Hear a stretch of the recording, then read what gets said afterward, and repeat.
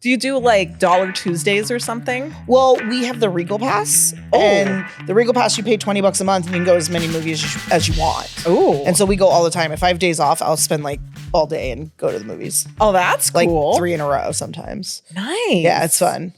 That's really cool. I used to, back when I moved to Colorado right after I graduated high school. Mm-hmm. And I would go to, they had a dollar movie night. And every Tuesday I was at the movie theater by myself watching a movie. And it was just a nice way to stop thinking for a little while. I go by myself a lot. Yeah. Yeah. It's the best. Like I'll reach out and see if anyone can go. But if they can't, I just go. Mm-hmm. Yeah. Good for you. Yeah. I go all the time. Good. Just hang out. I'll sit in the back corner and just do my thing. People don't give enough credit to going out alone. Mm-hmm. Hello and welcome to the Essence of You podcast. I am your host, Steph Lokelani, and I am here with my good friend, Jen Potcher. She is an actor, a singer, and a karaoke host. And usually I tell people how I met the guest. I can't remember. It had to have been on a set. Do you remember? Actually, I do remember. Ooh, okay, tell me. It wasn't a set. Mm-hmm. If I'm remembering right, I got cast in a staged reading with what's the Alexa Rose thing? Yeah. It was with April Matson and Katie Preston, and you were part of that, weren't you? Isn't that how we met? That is. I was one of the readers, and it was a play. Yes. I'm Facebook friends with the writer. Mm-hmm. And I can't remember her name right now. I don't remember either. But the play was about it was like a textile plant that caught on fire. Yes. Yeah, and that's how I met you. That's right. Mm-hmm. Oh, that was fun. Yeah, it was really cool. Yeah. It made me want to get back on stage because that was the first time I'd done anything like that in ever. Mm-hmm. Yeah, it was. I mean, I do stage a lot, but that was a really interesting, really cool thing that I had never done anything like that before. And I've only done one since. Another stage reading? Mm-hmm. Which one? It was called Being Jane Eyre. Being Jane Eyre? I can't remember. It's something Jane Eyre. Becoming Jane Eyre. Anyway, I played Jane Eyre. Oh. And I also can't remember the woman's name who wrote it right now. Her name was just there and it's gone.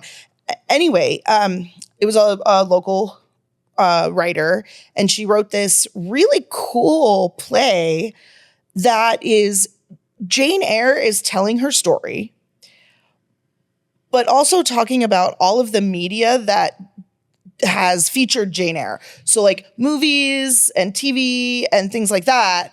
And through talking about all the films that Jane Eyre has made or has been a part of, she also tells her story. So there were other people in the cast that played the different characters in the play or in the story, in the Jane Eyre story. And then there was even an actress playing Charlotte Bronte.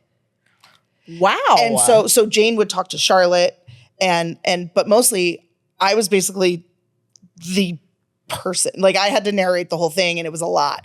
It's a lot of monologues. But it was really, really cool. It's a really, really cool cool story. I'm sorry, I'm still trying to remember the author's name. She's amazing, and I just adored her, and I would love to work with her again. She also writes novels and books, and oh wow, and she's great. Maybe I'll look her up, and then you can like put it in there. Okay. And maybe remember the actual name of the play. But it was a couple years ago, and we did it at the Stagecoach Theater. Nice. So yeah, it was very, very cool. And then we actually also did a staged reading of the same thing on Radio Boise. We got to go in and record that. So that is so it was cool. really, really cool. I love radio shows. Mm-hmm. And I remember back in high school, we had an assignment where we had to write a radio show. And ours was the mystery of the Diamond, Ruby, Sapphire, Emerald. Yeah. The mystery of the Diamond, Ruby, Sapphire, Emerald, Amethyst, 14-karat gold necklace. There it is. That's a mouthful. We were in high school. It sounds awesome. It was pretty fun. I don't remember anything else about it except that it was a mystery, but it was a girl from I think the girl's name was Crystal. And we had to write a radio show for an assignment. And it was so much fun. So that radio show, was it just kind of like a guest piece in Radio Boise, or do they do radio shows? Because I don't listen all day. That was the only time I've ever either. I'm trying to remember exactly. It was part of a series or something they were doing, and they invited. I think if I remember, this was a couple years ago, and my brain. But I know we went into the studio and we had somebody doing sound effects and oh, so fun. And we all sat in the room together and read the play. And it was really cool. And like I said, like I had to drink a lot of water because it was huge monologues of just me talking about, like I said, the different movies, the different offshoots of Jane Eyre in media and in entertainment and like her impact. And it would go and sometimes it went into other things Charlotte wrote or other stories that were similar to Jane Eyre. And it was just really cool. It was a really, really cool piece. And I don't know if she's ever going to do anything else with it, but it was really cool. But it was also through Alexa Rose. Oh, that's awesome. And that's always what I wonder is, because a staged reading, for anybody who doesn't know, is when you sit and you read the play. You're not like you're acting it out with your voice and as you sit there, but there's no blocking happening. Right. Everybody's on either chairs or stools or something. And what you're really doing is you're bringing the play to life so people can hear it. And the writer / director / anybody else who may be involved in anything in the future can take notes and be like, oh, that one didn't work. That joke fell flat or something like that. Yeah. And yeah, it's just a really good way for people to get their work out there and test it. So acting. You do unconventional acting. I do. Tell me about that. And because one thing is, you don't have to go to Hollywood to be an actor. Correct. And you're here today acting. So tell me about it. Well, I mean, I do all kinds of different things. I do I do film, I do theater, I do that stuff, obviously. As much as I can. Yes. It's tough because nobody wants to pay. So I'm always constantly looking for paid gigs. But for my day acting work, I work for mostly like educational institutions. So like today, before I came here, I was with Grand Canyon University with their School of Nursing. And I'm what's called a standardized patient, which is basically an actor who participates in simulations with the students. And I can't get too much into the simulations themselves because I sign an NDA and I can't talk about what we do, but I do all kinds. It's everything from OB stuff to mental health to could be domestic violence scenarios. I mean, all kinds. It runs the gamut. And then I do that same thing with Boise State as well. Wow. And it's the same kind of thing. I mean, it runs the gamut. Some days I'm a mom who's upset because her daughter is dying and not getting proper care. Sometimes I'm having a manic episode. Sometimes I'm just getting a head to toe assessment so that they can practice taking vitals. I mean, it's everything in between. Sometimes I play a mean nurse. That's one of my favorites. It's fun. And so I do that with Boise State and Grand Canyon. And then and I've done some offshoot ones that have come up. Like sometimes I work with genetic counseling, which is normally telehealth. Okay. And so I get to be at home and I do the sim over Zoom. Oh, wow. And these are higher level students because they're going into specialties. So I might play like a mother who is about to have another baby and she's finding out she has a genetic issue and they have to figure out how to address that. And then I also work for multiple police academies in the Valley. I work for Idaho Post, which is like patrol officers, Idaho State Police. I just spent a week with Idaho State Police last week, mostly doing traffic stops. So it was like 4 days of 9-hour traffic stops, getting pulled over all day long. I do joke with people sometimes that I get paid to cuss at cops. But it's really fun but it's also, it can be really tiring. But I, again, run the gamut of like, sometimes I'm, a criminal. Sometimes I'm a victim of domestic violence. Sometimes I'm a juvenile, a little bit of a stretch playing a 16-year-old, but sometimes it happens. Sometimes I'm just a random person getting pulled over and I'm totally polite. Other times I'm screaming at them and, doing all kinds of things. And I work for a Department of Correction as well. And with some of these places, with IDOC and with Idaho State Police, I actually help them coordinate the actors. So they'll tell me what days they need people, and I find the actors and bring them in, and then I assign them to what scenarios they're going to do and help with props and stuff like that. So I do that too as part of it. That's not the acting side, but I'm really good at organization. So they have me do that too, which is really fun. I really enjoyed like doing the coordination stuff. That is so awesome. Yeah. And then just this year I started working a little bit with CWI. They also have a police academy. So I've done a little bit out there. And each place runs things just a little bit different. So it's really nice to do the different things. I'm not at the same place every day. Which is great. But I've done some weird offshoot ones. Like I've worked with Life Flight and I've done simulations with them. I've done some simulations with Idaho State University, and they're I guess it's a nursing school. It's been a while since I've been with them. I only did a couple, but yeah, I'm kind of all over the place. But I don't get bored because I'm somewhere different every day, and I love it. And I love that I'm using my skills as an actor to do something that makes a difference. In my little corner, if one officer chooses to use communication instead of pulling out a weapon, or one officer is protected because of something they learned in a scenario that I did, like they make a choice that protects them too, then I've done something good. You know what I mean? Yeah. Like even if that happens once, then something I did mattered, and that means everything. So that is so awesome. Yeah. And it's great practice. I mean, I act every day, and I know it's made me a better actor having to do this because we have to be as realistic as we can. They might put us in a classroom and say, you're in a day room in a prison, and we have to make it realistic enough that the students believe it's real.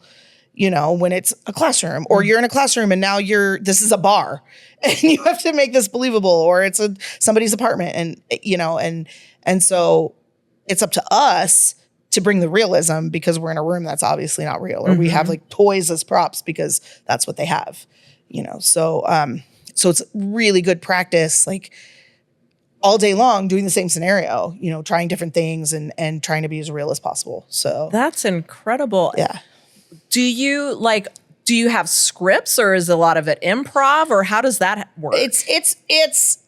We usually get like a sheet, one sheet of paper that, and a lot of times what the actor is given, that sheet has everything for the students, the graders, and the actor maybe gets a little blurb that says, you're this character. You're arguing over this with your partner when the cops arrive. This is what you say. This is what you say. But then the rest of it is improv. Wow. So we get a little bit more with the nursing stuff. Like they will give us, if the nurse asks this, say this. If they ask this, say this. But it's still a lot of improv. A lot of times they ask stuff that's not on our sheet and we just have to figure it out. But I mean, like I said, I've done the gamut of things. I've played a trafficking victim there. I've played, someone getting bad news from a doctor or a nurse, or like I said, I play a lot of domestic violence victims, or sometimes I'm the perpetrator, because women can be too. Yes. And it's great. It's like I said, it's really fun. The people that I work with are fantastic. The instructors are really great.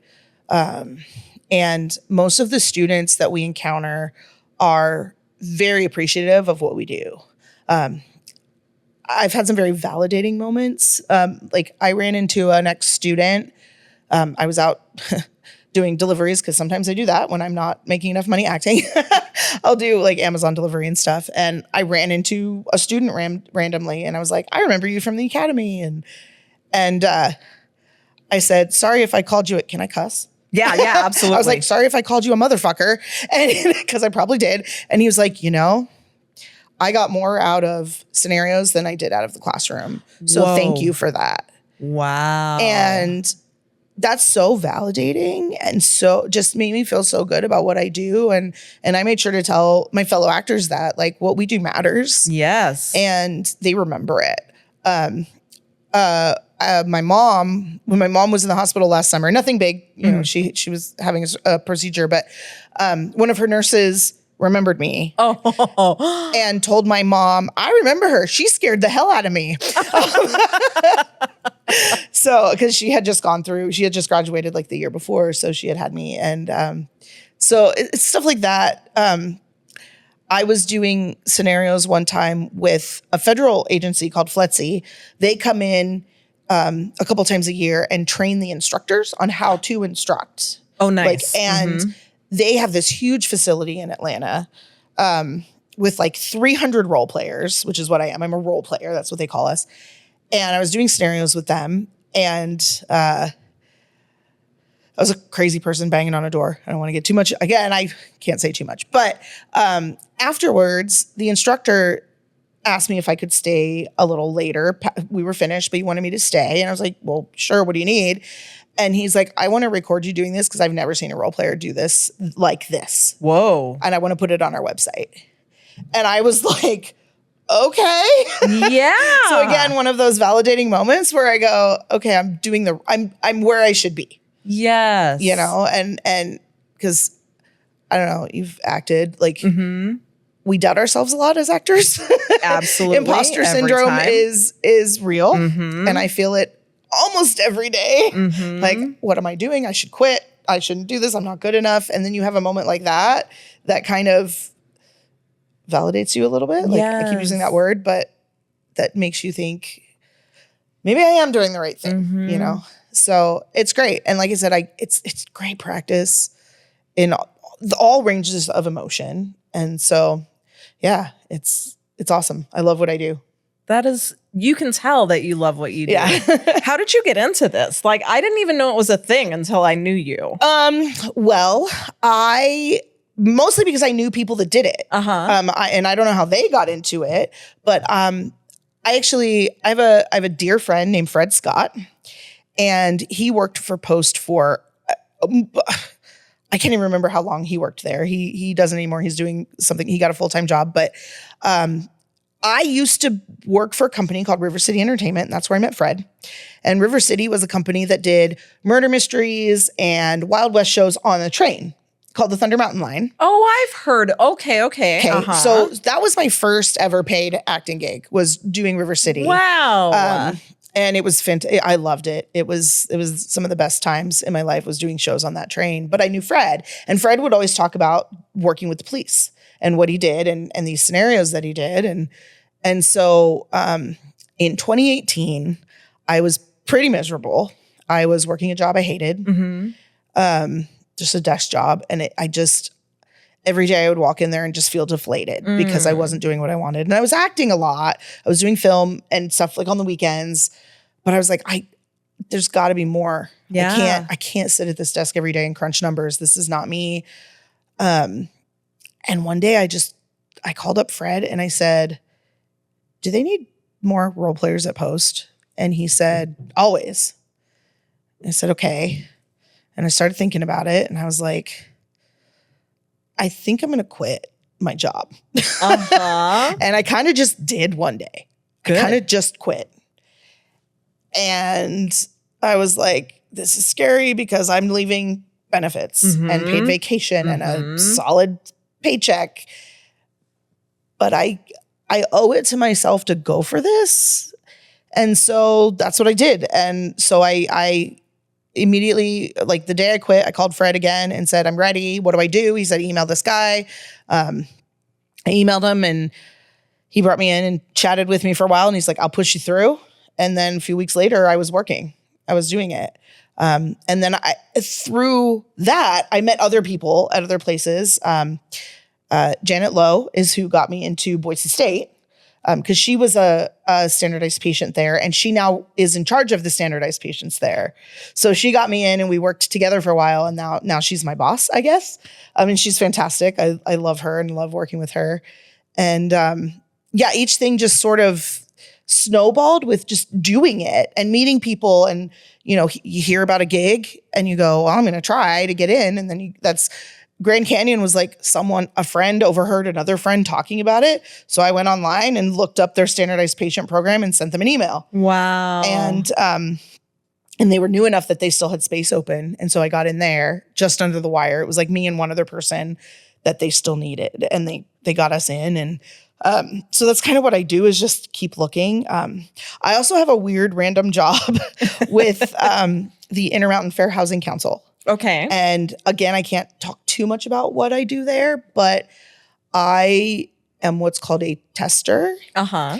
And we call and act as prospective tenants at places that have complaints about violating fair housing laws. Oh, interesting. So again, I can't say too much about it, but that's what I do. And so I get paid like per call. Mm-hmm. And again, it's a great job because I'm doing something that can help people. Yeah. And because there's a lot of that out there. Yeah. So that's another just random one that I do in between all the other stuff.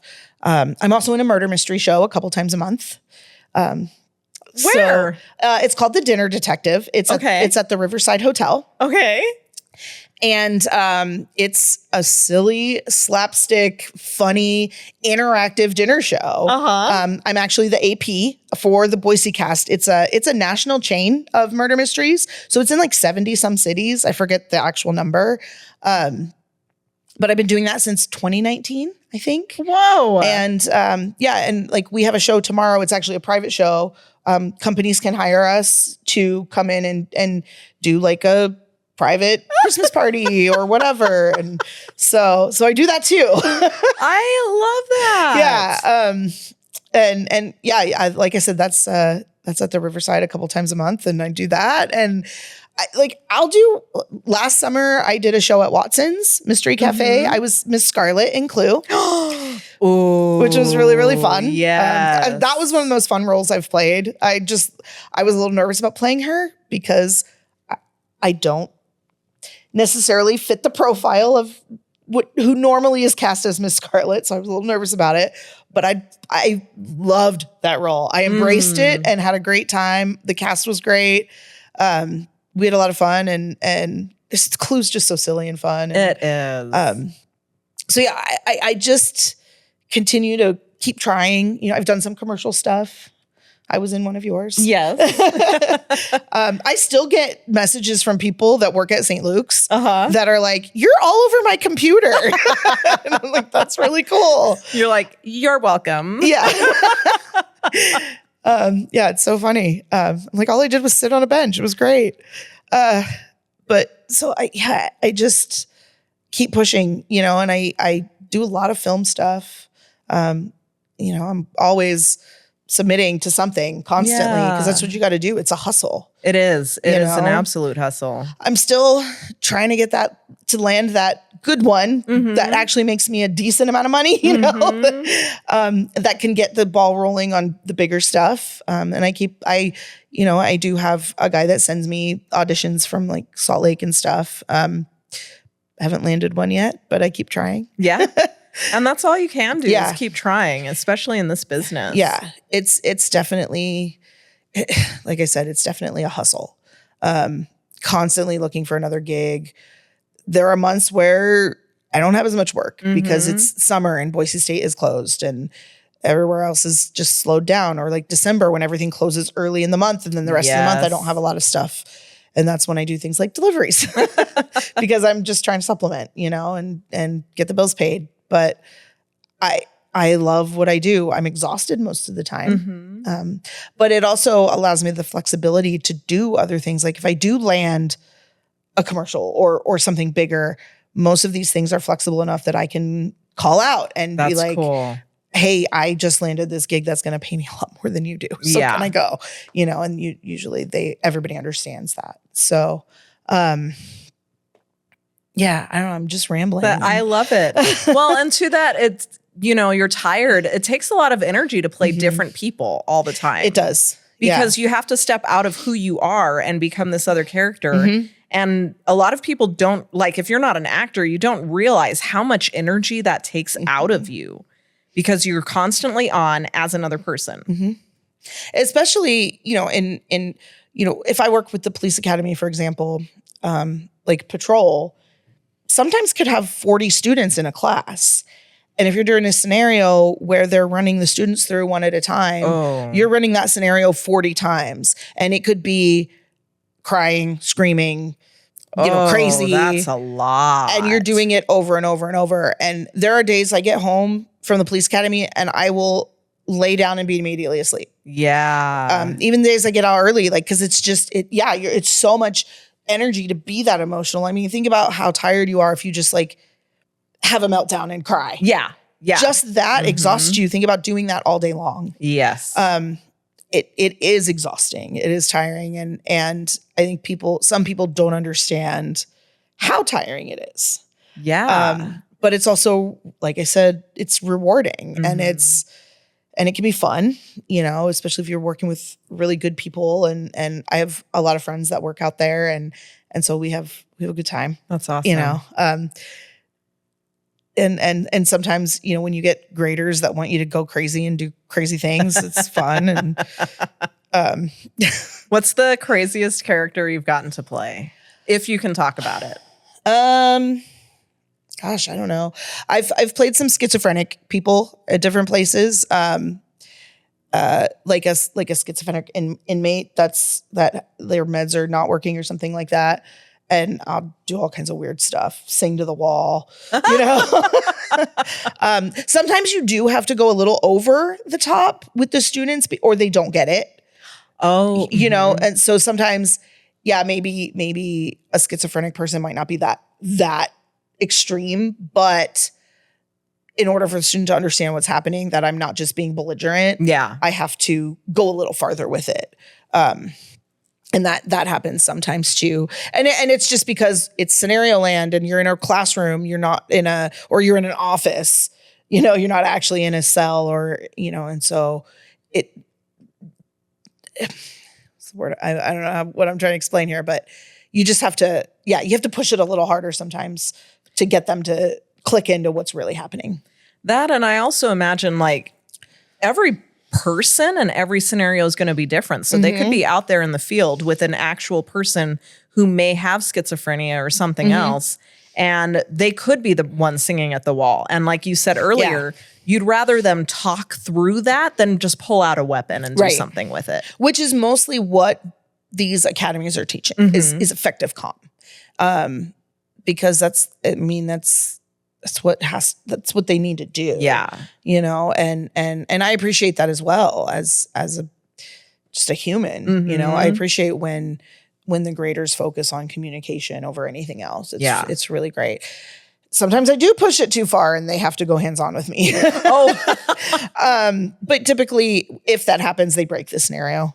Okay. And we can break it at any time too. If we're not comfortable or we're hurt or something, we can break it. We have code words that we say.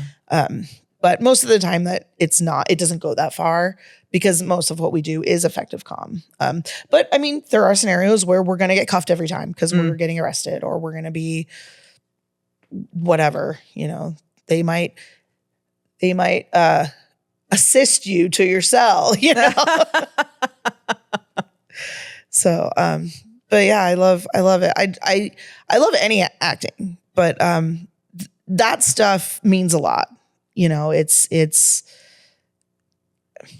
like I said earlier, I feel like I'm in my little corner making a difference. You are. You absolutely are. So speaking of making a difference, you started a group called Female Film Slayers. Female Film Slayers, yes. What prompted you to do that? A lot of things. A lot went into the start of this group. I believe I started in 2023. Okay. And it kind of came out of a need that I was seeing. I mean, the film industry is tough for women, whether you're in front of the camera or behind the camera. Yep. We're not pretty enough. We're not thin enough. We're not big enough. We're not strong enough. We're not smart enough. And we struggle with that. Mm-hmm. And I was hearing that and seeing that, feeling that from all different angles. There were also some instances in our community where women were having, I'm trying to say this politically correct, I guess, women were having difficulty with certain individuals in our community. Uh-huh. And I was seeing that happen. And I was seeing it happen over and over because the same individuals were just working their way through the women in our community. Oh. Because women weren't talking to each other. You know what I mean? Uh-huh. Like, not that they weren't talking, but they just didn't know. Yeah. And, you know, I would talk to women and be like, someone would say, well, I'm about to work with this person. And I'd be like, ooh. And they'd go, why? What's the matter? And then I would start to tell them what I knew. Uh-huh. And they'd go, oh, maybe I shouldn't. So I was seeing that happen a lot. And I thought, we need a system. Yeah. We need a safe support system to let women know that this stuff is happening.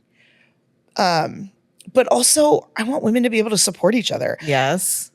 I was also seeing a lot of, and it's still there because it's human nature, but cattiness among women in our, you know, tearing each other down. Uh-huh. I was seeing that. I was doing that. I didn't want to do that anymore. I didn't want to be that. I was resenting other women because they would get parts that I didn't get. Mm-hmm.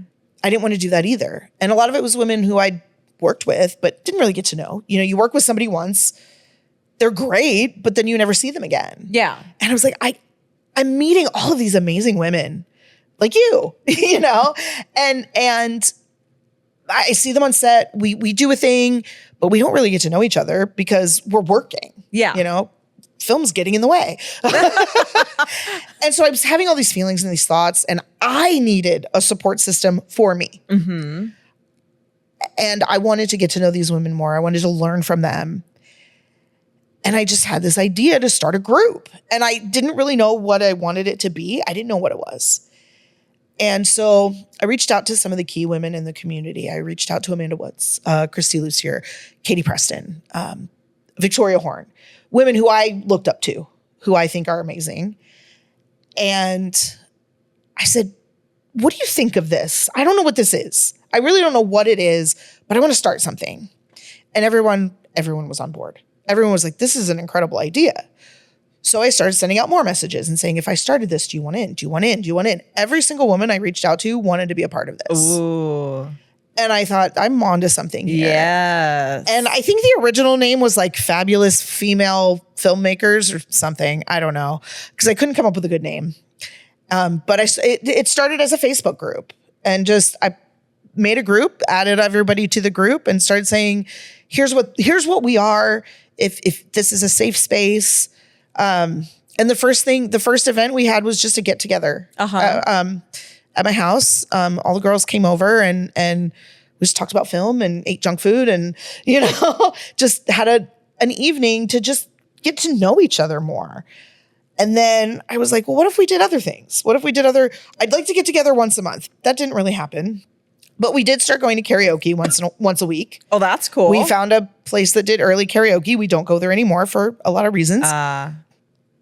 It's kind of a bad place now. It wasn't at the time. We didn't know what it was. But anyway, we started going to early karaoke. They did like a 4 to 8 karaoke thing. And so we started going every week. And different women would go every week, but we'd go and just have a great time. And again, it was just getting to know each other and hanging out. And then I thought, well, what if I started doing classes? Like there's so much knowledge in this group. And so I set up a class, and Amanda Woods did a makeup class for us. Oh, that's cool. Yeah. I had this because I don't know how many times I've been on a set that had no makeup artist. I'm not good at makeup. I don't know what's good for film, you know? And so Amanda did this class. I think she charged us all like $10 or something. And we recorded it. So it's in the group. Anyone can go watch it at any time. And so we did that. And I I actually do have other ideas for classes like that, but I haven't. We're all busy and I haven't had time to get them off the ground, but I'd like to get someone from the police academy to come and do a class for us where they teach us how to be a cop on camera. Oh, and hold a gun properly? Yes. Yes. Gun safety, all of that. How to, because I've watched local films made that had cops, and I'm like, that's not how they do it. They wouldn't enter a house like that. I'm kind of ruined on any cops because I work with them and I know what they're supposed to do. And so I watch it. I'm like, doesn't mean they do that. So I would love to do that. I'd love to do, a lot of the films that people get cast in are Westerns around here. People get cast in Westerns in Montana or Utah or whatever. I'd love to my parents have horses. I'd love to have do a class where they come out and my dad could teach them just how to be around a horse. That would be so great. Yeah. I'm friends with a woman who teaches the domestic violence class at the police academy, and being where the roots of this group started, I would love to have her come in, and I've talked to her a little bit about it and she wants to do it, come in and talk to us about how to address harassment or SA on set. Yes. Yes. And if someone comes to us, because part of our group is we are here, we are safe, we are here to listen. If you've had an experience, please come to us. And some women have. And we're still not sure 100% how to navigate that. Where do we take that? What do we do? And so I'd like to do a class like that where we bring her in to teach us the protocols, what to do if someone comes to you and says, this happened to me. Yes. How do great. How do we support that woman in what she does? And so those are some things that I've had in my head for a long time and just haven't gotten them off the ground because, again, we're all busy. So again, it started as kind of a support group. And then it was actually Christy Lucier who came up with Female Film Slayers, the name, because we were kicking back. She's a wordsmith, though. She really is. Yeah. She's amazing. Well, and she knows my favorite show is Buffy the Vampire Slayer, and I'm a little obsessed with it. I have a tattoo for it. And so she kind of took that and put that in there. And the reason we needed a better name is 2 years ago, I think I reached out to Christy and Amanda and maybe Tori, and I said, should we try and make a film? And Tell me more.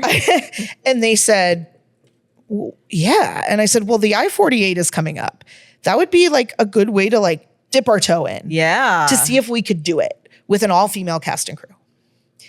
And so we signed up and I was like, but we need a name. And Christy reached out and said, this could be temporary. I don't know if you like it. And she said, Female Film Slayers. And I was like, that's perfect. Yes. That is absolutely perfect. And so we signed up for the I-48. Christy wrote it. Well, we kind of wrote it together, but Christy mostly wrote it. We came up with the story kind of together. Tori directed it and shot it. And we got a bunch of girls and we did this silly little film called #dead, but DED. And we had gotten silent film, which is kind of what we wanted because we had this idea that maybe we could do our film through texting. So we got silent film. And so we were able to do this. And so we did this funny thing where we all played teenagers at a slumber party, but the entire film we're just texting each other. So because it was silent. That's fucking brilliant. It was, I don't remember. It was either Christy or Tori who came up with that. I don't remember now exactly who came up with that idea, but I was like, that's brilliant. Let's do it. I remember Tori and I went together to go pick up the packet. And when we opened our packet and it said silent film, we cheered and high-fived because we were so excited because we had this idea. Yeah. So then we, went and wrote it together. We came up with the thing and then we actually shot it at Brooke Burton's house.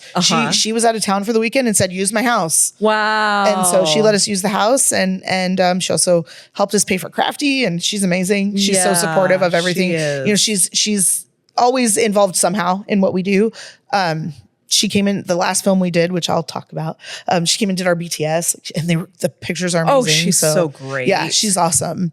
And that's the thing. Through this, I have gotten so much closer with all of these women than I ever was before, and it has changed my life. Jen,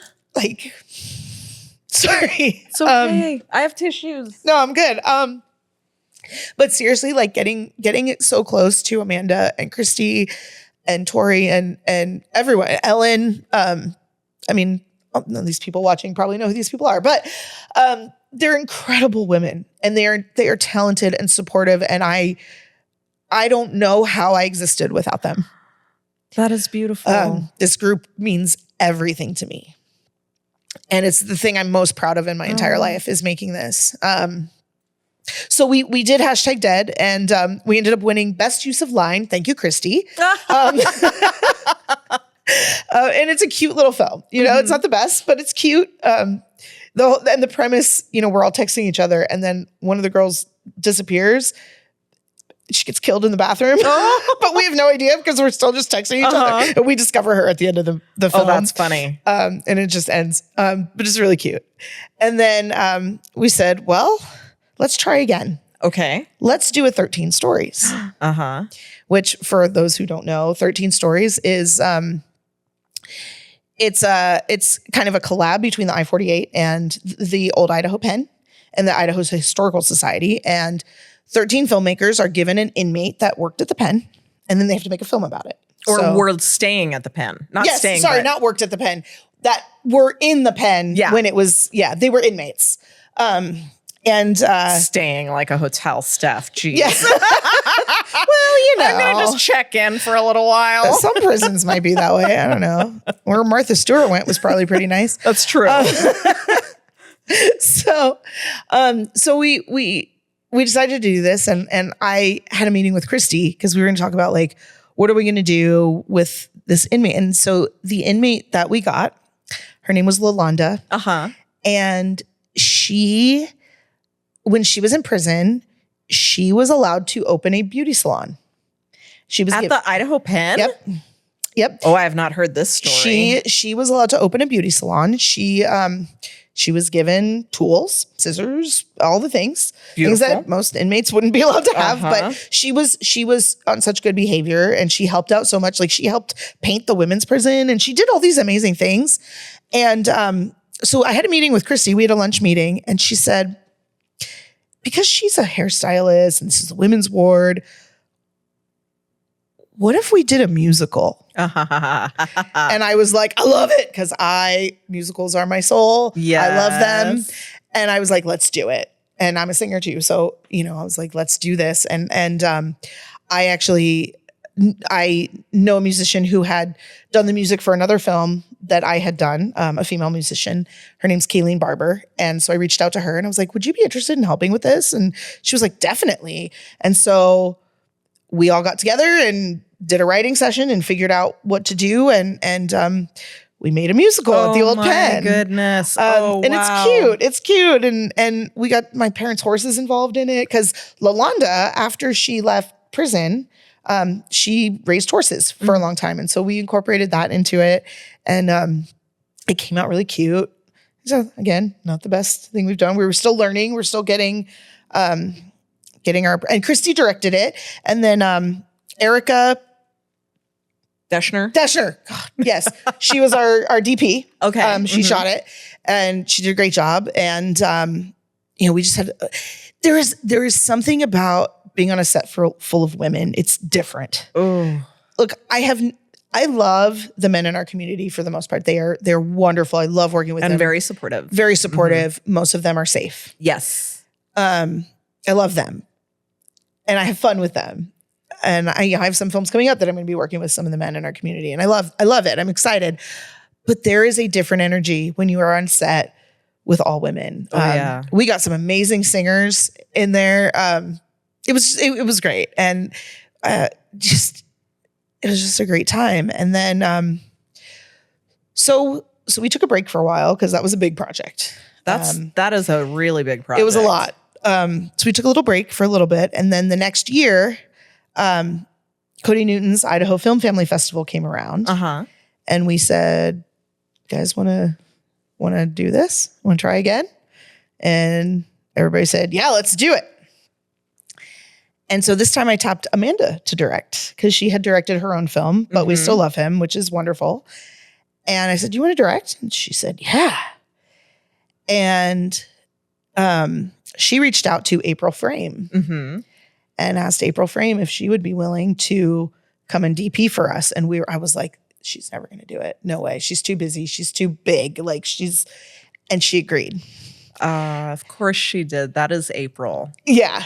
That is and April. Well, when we explained like what we were doing, what this was, female cast and crew, she was so on board. Yeah. And we ended up making a film called Pinky Promise. Oh, I never said the name of the musical. The name of the musical was A Pack of Cigarettes and 11 Cents.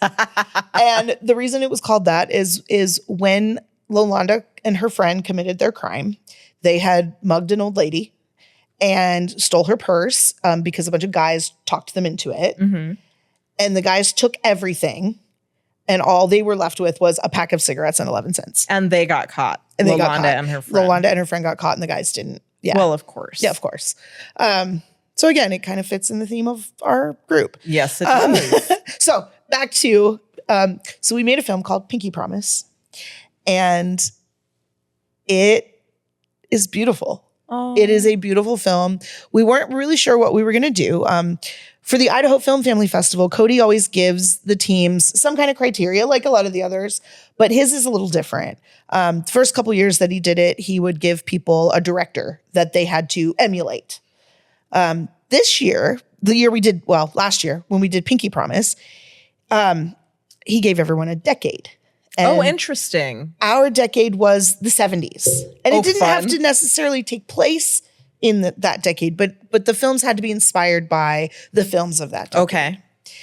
And so we weren't really sure what we were going to do, because I was like, I want any decade but the 70s. And then we got the 70s. I was like, ooh, 60s, that's my jam. But no, we got the 70s. And we weren't really sure what we were going to do. And then Amanda called me up one day and she was like, do you remember that film Now and Then? And I said, that movie. Yeah. And I said, yeah, where they do the flashbacks and they have the kids play the adult characters. She said, yeah. And she's like, what if we did something like that? And I was like, that's brilliant. Because we had so many people that want to act. That adds a whole nother layer of actors that we can use. And I had just recently watched this beautiful show on Netflix called Firefly Lane that kind of did the same thing. Oh, I saw that one. So good. Yeah. So good. I loved it. I was obsessed for a while because it was so beautiful. And it had the same concept where they would do the different decades with different actors, you know. And I was like, I love this idea. Let's run with this. And me and Amanda and Christy again got together to write the script. And we came up with this idea where a young girl gets in trouble for sneaking out. And her punishment, basically, she has to go stay with grandma for the night. Well, grandma is playing poker with her two best friends. And they tell her, oh, your grandma knows all about getting in trouble for sneaking out. She almost lost her friends over sneaking out. And so then the girl's intrigued. Of course. And she says, what happened? Flashback to the 70s. Oh, where grandma and her two best friends are now played by younger girls. And so I'm getting chills. And so we do this whole story about how grandma snuck out, but her friends were there for her when things didn't go the way she thought they would. And then we flash back, and it came out so beautiful. Oh. It was such a hit with everyone. We ended up winning at the festival. We won Best Ensemble, Best Cinematography, of course. Because it's April Frame. Yes. Like, she's incredible. And also one of our girls won, the girl who played the younger version of the grandma, she won Best Supporting Actress. Oh. So it was a good year. It was a good year for us. Yeah. And people remember Pinky Promise. We ended up submitting it to a couple other places. It played at Twin Falls Film Festival this year. Awesome. And we won Best Ensemble again. Oh my gosh. And also we won the Audience Choice Award, which was so cool. That is great. And so it just, we just keep building. And Pinky Promise, it encompassed so much of what our group is about. It's like, we had this whole scene where the grandmas would we called them our GGs, our golden girls.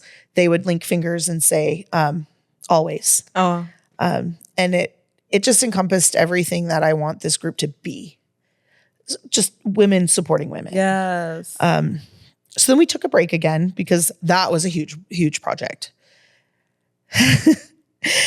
We took a break again and made our 4th film. Okay. This year. Again, for the Idaho Film Family Festival. And when does that take place? Because we're recording this mid-May, like early-ish mid-May. Okay, so typically Cody announces the festival around end of November, beginning of December. Okay. And that's when you submit, and then he gives you your criteria, and then you have typically until sometime in March to turn it in. So he gives you time. You get a lot of time to do it. Nice. And then the festival is typically in March or April. Okay. When they show it. Okay. And he usually does it at the Overland Park Cinemas. Nice. It's really fun. We all go. And this year he did something a little different with criteria. He asked us when we submitted to submit 2 films that we are inspired by. That if we were going to make a film, submit 2 films that you would want to be inspired by. Okay. Right. And so as the female film slayers, we discussed and we ended up submitting It's a Wonderful Life and Steel Magnolias. Very uplifting. Yes. Female. I mean, It's a Wonderful Life, not necessarily female, but still that kind of story that females can resonate with, you know.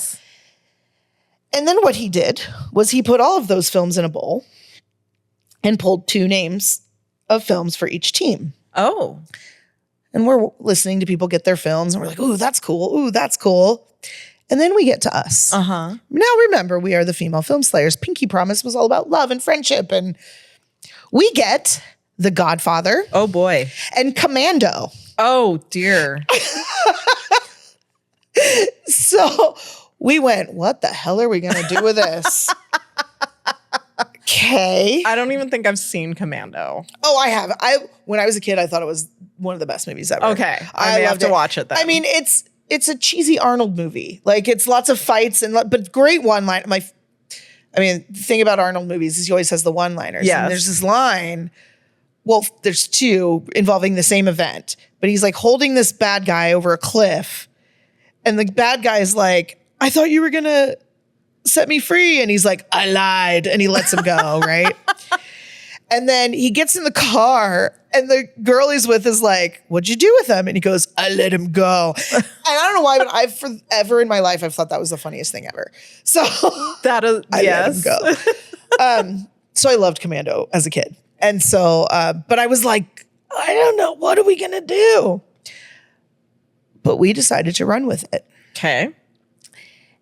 And Amanda went to the manager at the Egyptian Theater, Elliot Presswish, who is amazing, and said, could we film a film here? Could we shoot here? And he was like, if we're dark, sure.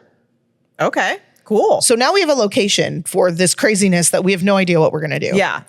And then she had another idea and she said, you know that scene in John Wick 3 when he goes into the theater and he sees Angelica Houston and there's the ballerina? What if we did something like that where like a woman is walking into the theater and she has to go past the people to get in and there's maybe opera singers on the stage. And I was like, I like this idea. What are we going to do with that? So we have this like opening planned, but we have no idea what the rest of the film is going to be. So one day I just sat and I watched The Godfather and then I watched Commando. I'd seen them, but sat and watched them back to back. He's looking for his daughter. Called up Amanda and I said, the woman going into the theater, her daughter's missing. She's going to the mob to find her daughter. They give her a commando. Oh.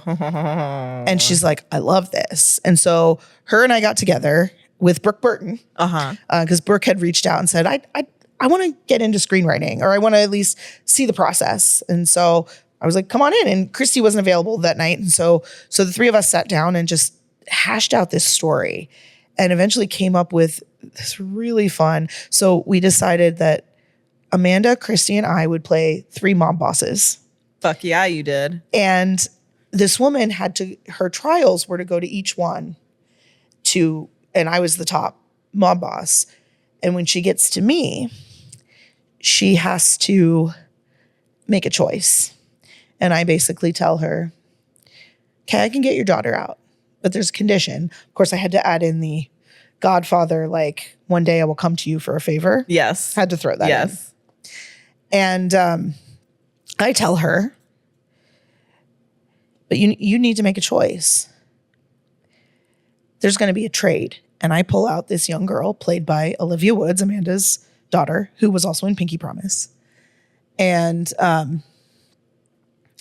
say, you can get your daughter back if you trade this girl for your daughter. Now, her daughter's been taken by traffickers. Oh. So now she has to decide whether to take this innocent girl to trade for her daughter. And Nicole Stoll played our mom, and she was incredible. And we actually, every single person who auditioned was offered something in the movie because we didn't want to leave anyone out. Yeah. And so some people were, some of the young girls that auditioned for the daughter got to play other girls that were kidnapped. We had some people that were extras later. We also shot at the Sensi Tunnel before it was taken down. The night before it was taken down. Wow. Actually, we got in and shot there.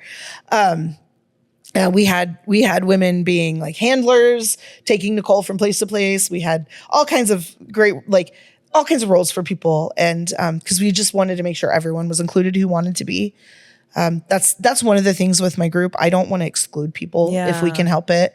And so, and I want people to be able to learn. You know, I don't care if you have experience. You want to come be on our set, come be on our set. Yeah. We'll teach you. I still have a ton to learn on sets. You know, these last couple films, I guess I was the producer, but I'm still learning like what that entails and and how much money, even if you're doing a no budget film, like I want to make sure my people are fed. So I spend a lot of money feeding people. I did have quite a few donate back to the Crafty Fund, which was wonderful. Anyway, so Nicole has to make this decision whether to trade this girl for her daughter. And she says yes. But what she doesn't know, and I guess this is a spoiler if anyone watches our film, what she doesn't know is Olivia is the commando. Oh, shit. So the next scene is the trafficker den, which we actually shot in the basement of the Egyptian. We shot all over the Egyptian theater. We used every part of it we could. And a bunch of the girls that auditioned, we offered them, if they had fight experience, like stage combat or film combat or anything, we offered them a fight role. And so we had a fight scene. Amanda choreographed it. She did an incredible job. I said, I want the Buffy shot. I want the Buffy like power shot. They put it in there for me. At one point, Lane Conger throws a knife at Olivia. She catches the knife. And then just like, you just see her face. It's really cool. It came out so good. I am beyond proud of this film. I've submitted it to a bunch of festivals. I want to submit more, but it costs money. Yep. So just, kind of waiting on that. But it's already won. It won Best Low Budget Short Film in like a festival in Italy. Oh, congratulations. Cool. Thank you. At Cody's Festival, the Idaho Film Family Festival, we took home Best Director, Best Cinematographer, Best Actress for Nicole, and I won Best Supporting Actress. Oh my God. So it was a huge hit. People really loved it. And from going from how the hell are we going to pull this off? A bunch of women who don't know anything about this, to making this really cool little film. People are like, what happens next? Because it kind of ends on a little bit of a cliffhanger. Oh. So Olivia beats up all the traffickers. They rescue the girls. And the film ends with Nicole and Dutchland, who played the daughter, Dutchland Stoll. They are walking through the Sensi Tunnel, talking about how, everything's okay now and blah, blah, blah. And then as the crowd clears, you see the 3 lieutenants of the mob bosses standing at the end of the tunnel. Oh, boy. And the daughter is like, Mom, who's that? And the mom says, whatever it takes. And it ends on like a smirk on Amanda's daughter. So, because she's in it. It's on Bella. Bella is in it. And it's great. It's just such a cool final scene. Like, I'm not a big fan of ambiguous endings in movies or cliffhanger endings in movies, but that I love. Yes. So So that was our fourth one. And I'm so proud of it. And from where we started, which was just, let's have a party and get together, to we just made this film that is like going to festivals and people are loving it 3 years later. It's pretty incredible. That is very incredible. So I just talked a lot. That's okay. Did April shoot this one too? Yes. April came back and shot it. She won Best Cinematography again. We weren't sure we were going to get her.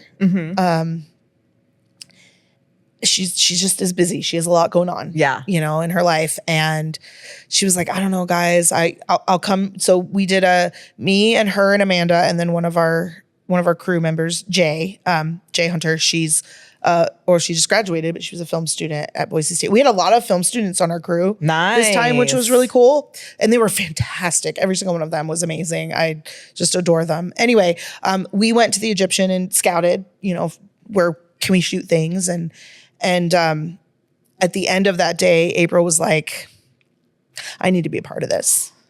Wow. And we were over the moon. Yeah. We were over the moon because getting her, she's incredible. She's absolutely incredible. And I don't know that this film would have been what it was without her.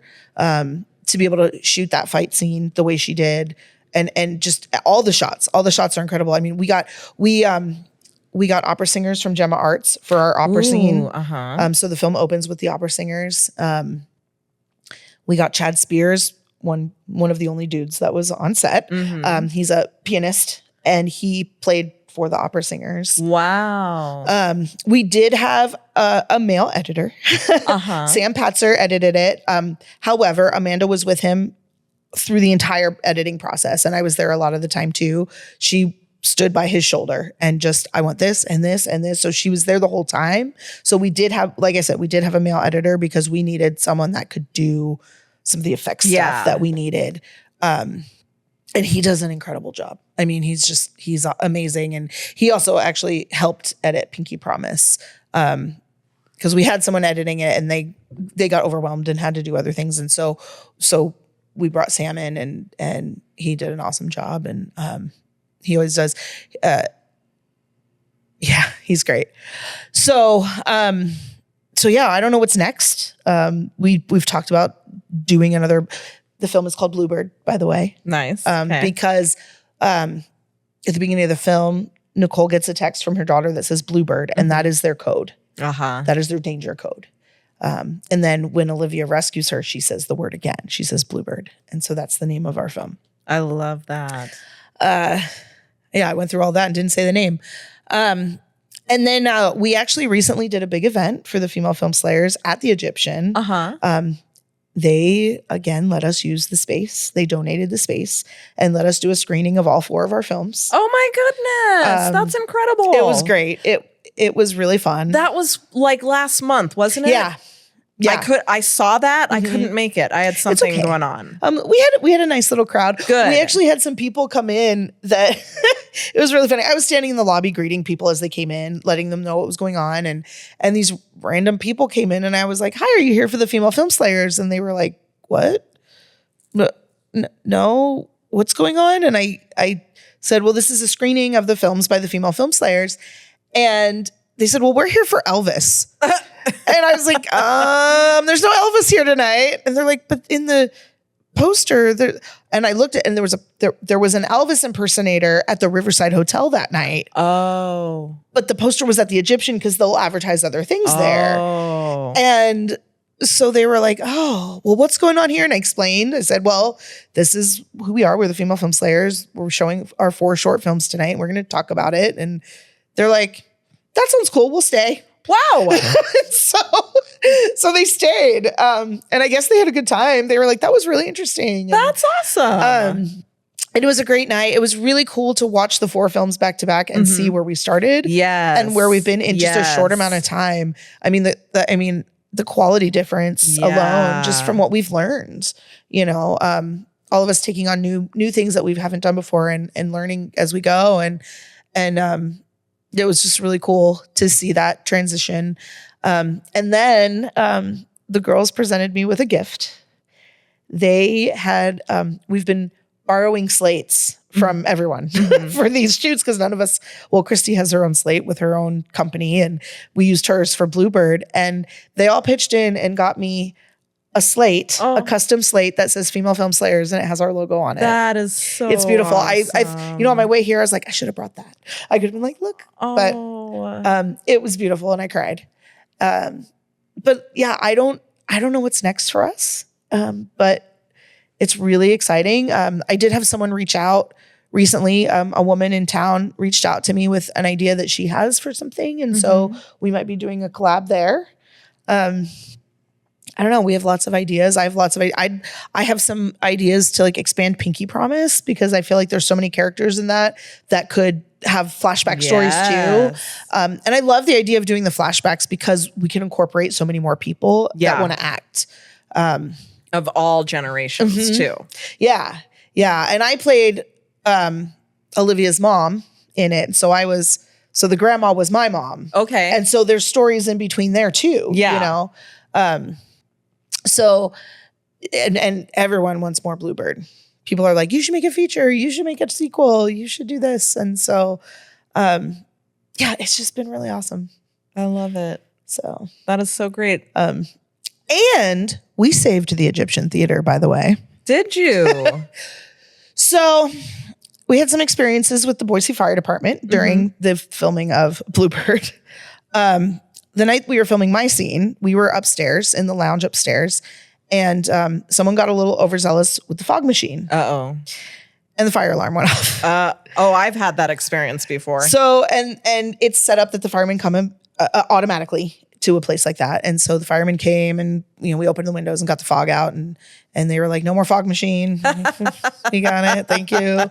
But they were very gracious and cool. And well, the next day it was early. It was probably around 4:30 or so. We were set to start shooting, I think at 6. Typically the staff of the Egyptian leaves at 5:00. Okay. But they would stick around to be there with us. And there was a scene where our commando, our Buffy character, rescues the girls that have been kidnapped. And we hadn't decided where that was going to be shot. 100%. We had some ideas, but we weren't sure. And Elliot said to Amanda, have you guys seen the fan room? And she says, no. And so they go down to look at the fan room. They open the door, which hadn't been opened in a long time. It's a big, heavy door. And about 3 minutes after the door opened, the fire alarm goes off. Oh. There was a fire in the basement. It was an electrical fire. And it was small, but the smoke had not hit the smoke alarms because of that door. And I guess there was something with the pressure, like when they opened the door, it like sucked the air out. Yeah. And allowed the smoke alarm to go off. And I mean, Elliot was able to put it out. But had we not opened that door, our girls would have been down there shooting the fight scene with a fire next door or in the same room. I'm not sure. Had we not been shooting at all, that fire could have gotten bigger. Yeah, it could have. So we had a little bit of a delay because the firemen had to come again, and they were like, "What did you guys do now?" I'm like, "We haven't even started shooting yet." It wasn't us. The fog machine is still in the box. So they came and they inspected. At that point, the fire was out because Elliot put it out with the extinguisher, and the fire was out. But they inspected, everything was fine. They brought in an electrician, and he inspected everything, and everything was okay.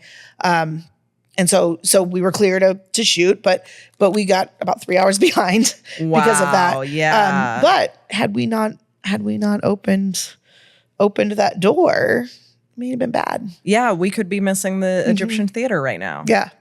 We saved them. You saved them. I'm sure something would have happened, it would have been okay. But and then there was some weirdness with the ghosts at the Egyptian because a bunch of stuff that disappeared like throughout the run of the shoot, like all appeared at the same time that night, right after the fire. Interesting. So I think the ghosts were like looking out for us too. Maybe. I would say. So yeah, it was a cool shoot. I love it. It was a cool shoot. We had a lot of things happen. But all of the actors were amazing. Our crew was amazing. Nobody complained. The girls that were in our fight scene worked so hard. We had like 4 late night fight rehearsals, and they all just worked their butts off That's to make that scene pop and be good. And I'm so impressed. We had I believe the final count was 31 cast members in this, between all the extras and all the fight people and everything. We had 31 actors. Damn. And the opera singers and everybody, like, between all that. And then I don't know how many crew. We had so many crew. We had so many people come help. It was just an awesome experience all the way around. I love that. Yeah. I love that. I love being on sets like that, and I love hearing about sets like that. That's incredible. Yeah, it was an incredible time. And I mean, these women have become my sisters. And we had quite a few women on this set that had never worked with us before too, which was awesome. And that's another thing. I just want to meet more women in film. Yes. It's so cool to meet these people with these different skills, and yeah, it's just awesome. Well, and to know that they all live here in Boise is pretty damn cool. We had a couple that traveled. Really? Alicia Vamo, she is living in Arizona right now. She came up to shoot because I wanted her to play my lieutenant, because each mob boss had their own lieutenant that was in the room with them. I wanted her to be mine. She ended up not being able to stay, but she came up and shot the Sensi scene. And then we ended up shooting, because she had to leave, we ended up shooting a scene with her in a car where I pick up the phone and I go, "Is it done?" And she's like, "It's taken care of." And she like wipes blood off her face, because I couldn't have her in my scene. So we added that for her. So she came up from Arizona. And then one of the girls that auditioned for the mom, her name is Ryan Kelso. She is ex-military. So we're like, we want her in our fight scene. Yeah. And she drove up from Twin Falls. Damn. Yeah, she came up 1 week to do fight rehearsals, and then she came up for the shoot. Wow. So yeah. And then she came, I think she came to the screening. Yeah. And she's awesome. You're expanding. Yeah. Look at this. Yeah. So we had people travel. It's really, really cool. That is really amazing. And it all came from just, honestly, me wanting to have more female friends. I mean, that was a huge part of it. It was just like, I needed more female energy in my life. And I was like, I'm going to create a reason to have that. And I mean, there were, like I talked about, there were so many other things, but that was definitely part of it. And now we're making these films together and winning awards with them. It's crazy. Yeah, it's crazy. And we'll see. Like I said, I've submitted to about 19 festivals, so we'll see. Yeah. If there's so many more I want to submit to, but again, I need money. No kidding. I'll keep following along. Okay. So I have a closing question for you. Oh, okay. When everything external falls away, like all the labels and the titles, who are you at your core?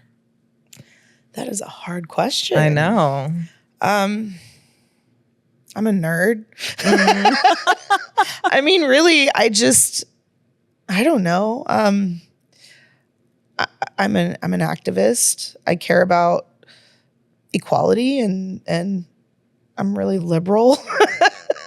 And I want to make people happy with art, and this is a really hard question. You might have to edit this. Yeah, I'm just a nerd. I feel like sometimes I'm still a little kid, trying to figure it out. Yeah. Trying to figure out where I am in this world and who I'm supposed to be. But I think I'm getting there. I'd say I think you are too. But yeah, I'm a big nerd. I like nerdy stuff. I go to Comic-Con, Yeah. Yeah, I don't know. I'm a karaoke host. I don't know. We didn't even talk about that. We didn't. What is it like to be a karaoke host?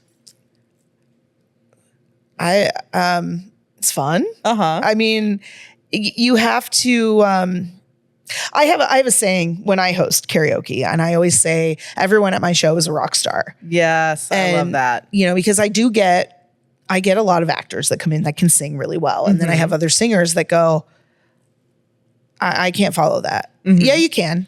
This is not about who's good or bad. No. Like, you're a rock star. I don't care if you're good. I don't care, and that's, a lot of people don't have that. They're like, ooh, a person can't sing. And when I'm not hosting, I might think that. But when I host, I support everyone and I make sure everyone gets an applause and, everyone gets their moment. It's just about, to me, it's just about giving people their moment. Yeah. And when I host, unless I have a really short rotation, I don't sing because that's for them. That's for my customers, I don't know. What is it like being a karaoke host? I don't really know how to answer that. It's just fun, it's fun to watch people choose songs. I bet. It like sometimes you'll see someone, for example, a drag queen will get up and sing like a really country song. And you're going, well, I love that. You know what I mean? Like, it doesn't fit, but you love it because it's, or you'll see some big gruff looking guy get up and sing My Heart Will Go On. You know what I mean? Like, or some little girl will get up and rap like Eminem, and so you see these people who you wouldn't expect to do these songs, do these amazing songs. Yeah. And it's so fun. It's a slice of, I don't know, humanity. I'm making stuff up now, but I like that. It's a slice of humanity. I used to do karaoke years and years ago before I moved to Boise. I would go to the bars before I was 21 years old, pretending to be 21 just so I could sing karaoke. I loved it. That's amazing. Yeah. Well, come to the balcony on Sunday nights. That's where I am. Okay. I start at 9:30. Okay. I know that's a little late for people, but for people in our age range. Yes. But it's past my bedtime, but I might have to make an exception. But and they have a drag show going on right now called Boise's Next Drag Superstar that goes before karaoke every Sunday. Okay. It's kind of it's Boise's rendition of RuPaul. Love it. Of Drag Race. Love it. So somebody gets voted off every week and they perform, and then they come back and perform the next week. So they just had the third week is coming up. Okay. Or the third episode, I guess, is coming up this Sunday. And so they do that. I think that starts at 7 before karaoke. So come check that out. Could make a whole night of it. Yeah. Okay. I don't think I can take next Monday off, but I'll see. I get it. I try not to host if I have to work the next morning either. So that'd be fun. But yeah, come on down sometime. All right. Well, Jen, thank you so much for being here, for talking. Thank you for having me. Yeah, absolutely. I learned so much, and I want to see how I can better support female film slayers too. We'd love to have you involved in any way you want to be. Okay. Like, I've always said that. I was like, we need to get Steph involved. So, but I know you're busy too. So I don't want to, I don't ever want to like pressure, but you're always welcome. Thank you. All right. I'm in. Okay. Thank you. You're welcome. And thank you all for watching and listening. And we'll see you next time on The Essence of You.